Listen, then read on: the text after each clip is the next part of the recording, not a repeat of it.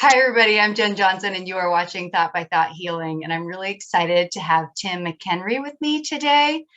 Tim, thanks for being here with me. Absolutely. Happy to do it. Great. Excited. What's that? I'm excited to do it. Me too. I am very excited. Tim and I were able to take a workshop from Dr. Howard Schubiner, and we have stayed in touch since then. Tim and I and two other ladies get together weekly or bi-weekly and just chat about mind-body stuff because it is so amazing. So I wanted to get Tim on here today to talk just because I think it is great to hear this perspective, not just from me as a coach, but also from other medical professionals in the field. So Tim, can you just tell us a little bit about your history? I know you have been a physical therapist for a very long time, which is what is really long time. Yes. Yes. I graduated from Pitt with a bachelor's of science in physical therapy in 1973. 1973. Yep. And then I went to Slippery Rock University and I got my doctor of physical therapy, I think in 2006. Wow. Okay. So I've been around a long time. Seen a lot of stuff. Yeah. And I already know this, but I want you to share with our listeners, you're making a huge change going from looking at pain from a biomedical approach to a much different approach. Can you just tell us a little bit about how that happened and anything that you find interesting about that part of your shift in career? Sure. And I think it's actually goes a way back.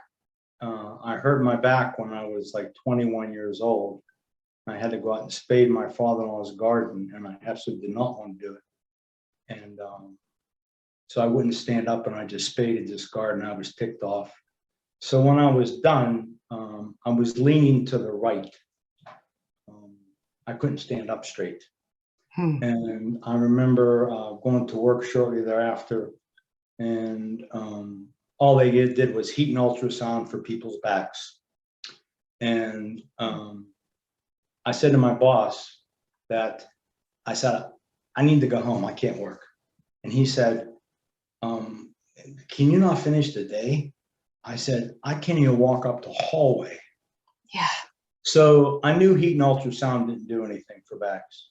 So I went to see a physical therapist in our area, and he got me fixed up pretty quickly. So anyway, through my 20s and 30s, and maybe even my 20s and 30s, I guess, I had bouts of that where I would get this severe pain in my back, and I couldn't stand up straight, and I'd be laying on the floor, and just, if you would say pain was an 0 to 10 pain, I mean, sometimes the spasms would get so bad that they can make you scream, okay? But anyway, I used to always get better pretty quickly. Like 2 or 3 days, I was better. And I could never understand why my patients didn't get better as fast as I did. So fast forward about, I don't know, 20, 30 years, or maybe that's a long time. Anyway, my mother-in-law got a video from her granddaughter by Dr. John Sarno, and it was about this tension myositis syndrome. And she asked me to watch it. So I did. And she said, what do you think about it? I said, I think you should watch it. It's probably a really good idea. But then probably about a month after that, I hurt my back again. So now I watched the video with a different perspective because now my back hurts. So I watched this and I did what he said, which basically at that time was just read the book, watch the video, and write. And I did. And my back got better. What did you write about? Just feelings I was having and things I was mad about and whatever was going on. He was just asking questions, and I don't even remember it. It was so long. But they were emotional things mostly, I think. Okay. And things I was feeling. So then let's see. So then, okay. I skipped one part, and it's an important part. That I was working in a hospital, and from 1973 to like 1980, 79, 80. I left the hospital because it bothered me that back patients were not getting treated right. They were just getting heat and ultrasound, do a couple of flexion exercises, and on your road. So I had to leave the hospital, and I started my own practice with a friend of mine simply because I thought back patients were not getting well taken care of. Okay. So anyway, to skip further forward, so then I hurt my back again, and that was probably like in my 50s or 60s. But I know I don't look 70, but anyway, I hurt my back again, and it wasn't as severe as it always had been. And I bought Dr. Schubiner's book, Unlearn Your Pain, and I went through the book, and I answered the questions, and my back got better. Yep. And I realized that I tend to work right now with a lot of people who have chronic back pain, and I just feel so bad for them because, you know, they're not getting any better. And I saw Dr. Schubiner's book, and I said, you know, I need to learn from this man. So I've learned from him, and after taking the course as a physical therapist, I could not do it.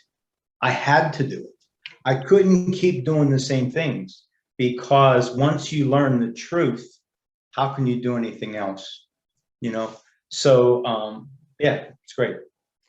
That is my favorite thing that I've ever heard you say is, I can't not do this. I remember you telling us that It's true. back in the day. Yeah, I can't not do this. And I get that feeling too. And I think that's why a lot of us are in this field, because once you realize the truth, you just can't not tell the world about it. To me, it kind of reminds me of the gospel in the same.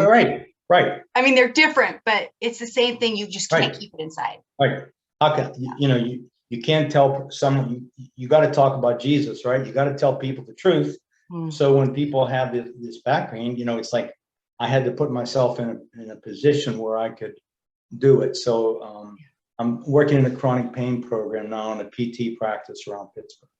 Oh, I love it. Yeah. So as you're like looking back on these, how long have you been in physical therapy? Did you say 49 years? Yeah, 49 years. I outed you. Yeah. And when you look back on that and you think about all the patients that you've treated, if you were going to put a ballpark range on people who come in or came into your office, would you put a percentage on how many of them have neuroplastic or mind-body pain? And also, what's your preferred language? I know there's a lot of different synonyms for diagnoses around brain-controlled pain. Well, I think that Dr. Schubiner uses what's it called? Neural circuit pain. Thank you. Neural circuit pain. Yeah. I like that term. Looking back on it and looking at the statistics, Dr. Schubiner says that 85% of people with chronic back and neck pain have neural circuit pain or neuroplastic pain. I absolutely believe that. You know, it's interesting. I have a lot of friends in physical therapy, and I have some friends who do a lot of manual therapy, and I still have some friends who still do, you know, the traditional modalities, ultrasound, and all kinds of stuff, you know, that I never really liked to do. But you know what? People get better. And I've come to realize as I've gotten older that I think that what people think they're doing when they're working on someone's back, they're doing all this manual stuff. I think they're working through the nervous system. I remember I took a shoulder course from a fellow, and he was talking about being able to get your arm up behind your back, and people are stiff. And then he showed, like, you do this technique where you grab the arm and you do this mobilization, and they'll get their range of motion back. And he said, like, do you really think that you changed the tissues? I think you were able to stretch those tissues? No way. Yeah. So you come to realize that our body really is controlled by our brain completely. Yeah. And things that we think we're doing mechanically, I think it's working through the nervous system. So the neural circuit thing just made so much sense to me. Yeah. And I think there's something to say too, for the fact that when we are actively doing anything that we think is helping our pain, it is calming down the nervous system. It's the placebo effect. Our brains are feeling safer simply by the fact that we're taking these steps. And so I think that's why we do find a lot of healing when our brains feel like, okay, I'm doing the right thing, I'm helping my body get better. But then we oftentimes what I'm hearing is that we see the patients show up again with different pain when we haven't actually managed what the real trigger is with your brain, which is why I love Howard Schubiner's work. I didn't realize you'd done Unlearn Your Pain also. That was the final program I took, and I loved it. So good. Yeah. Yep. So. And you know, the placebo effect is interesting. I heard of someone talk about that recently. And in the placebo effect, you're basically healing yourself. Yeah. Some people, when they hear that term, they think that it's all in your head. It's not in your head. Not at pain all. is never in your head. Like, all pain is real. Everybody's pain is real. You know, it's just that it's created in the brain, and some people it becomes habitual. They just don't, you know, people just don't know that. Yeah, your brain's memorized this pain pathway, and then we have to teach it to unlearn. Right. And you know what's interesting is when you tell a person who's in chronic pain that it's common and it's reversible, and a lot of people have it. I mean, I get it from time to time. You know, it's like I was at church one time. I was at mass, and I was getting some pain in my low back. So I just did some neural circuit things, and it went away. Yeah. Yeah. In my last video, I talked about the fact that we're created in this way, this mind-body connection. And so we're not fighting the system. We're not trying to get rid of how our bodies actually work. We're just trying to pay attention to it. What is the pain saying? You know, it generally has something to say about the way we're processing life. And you know, and now it's being proven in science. You know, that latest article it's in the Journal of American Medical Association, not the latest, but very, very recent. It talked about the pain reprocessing therapy, and they took 3 groups, and the group that did the pain reprocessing therapy that Howard Schubiner teaches, 98% of those people got results, and 70% went to no pain or little pain. That is unbelievable. You never hear statistics like that. So the science is, people are learning the science now.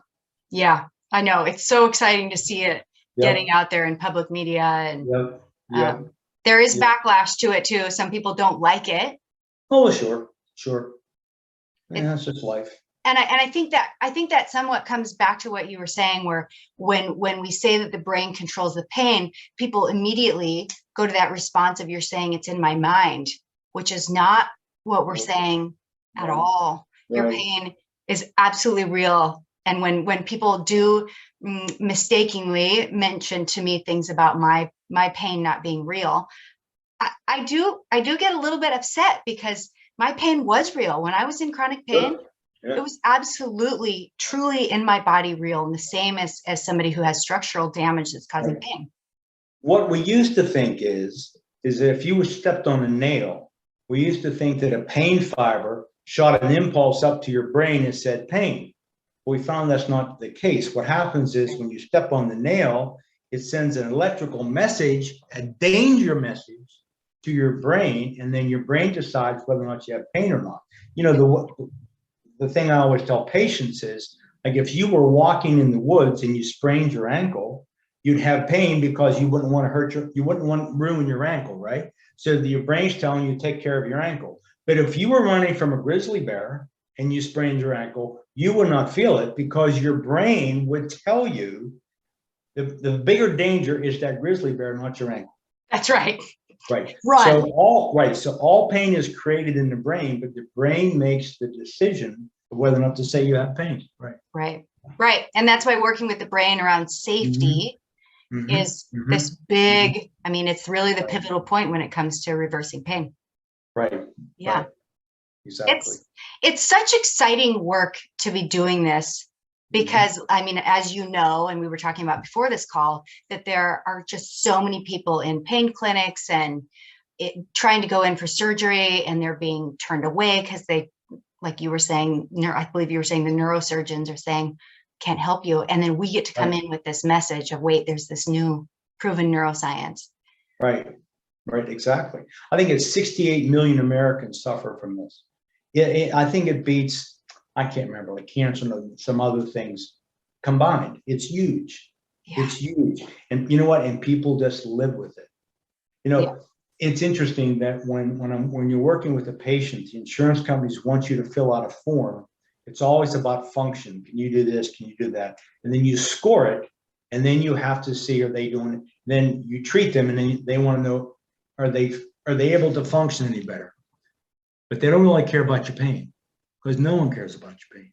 But when you're in pain, what do you care about? Get rid of this pain. Yeah. I don't care that I can function. You get rid of my pain and I'll function, right? And so that's why this is so freaking exciting, because when you tell a chronic pain patient, you don't have to manage or control it. You can actually heal it and get rid of it. Are you kidding me? Yeah. That is like, Mm-hmm. how about those poor people that suffer with fibromyalgia?